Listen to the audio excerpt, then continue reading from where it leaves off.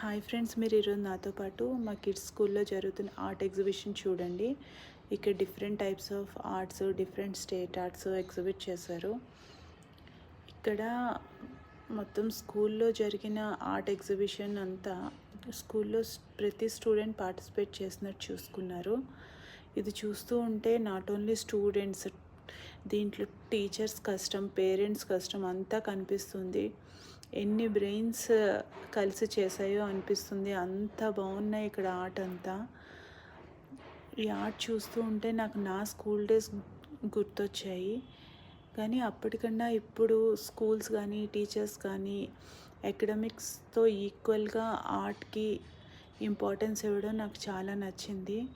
ఎందుకంటే ఇవి చూస్తూ ఉంటే ఈచ్ అండ్ ఎవ్రీ ఆర్ట్లోని ప్రతి దాన్ని ఎంతో ఇంపార్టెన్స్ ఇస్తూ ఎంతో జాగ్రత్తగా చేసినట్టు అనిపించాయి.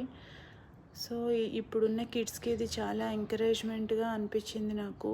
ఇలా ఎగ్జిబిట్ చేయడం వల్ల వాళ్ళని ఎంతో మోటివేట్ చేస్తున్నట్టు కూడా నాకు అనిపించింది. So I'm so happy that my kids art work కూడా దీంట్లో ఇంక్లూడ్ అవ్వడం. దాంతోపాటు నా ఆర్ట్ వర్క్ కూడా కొంత ఇంక్లూడ్ అయి ఉంది.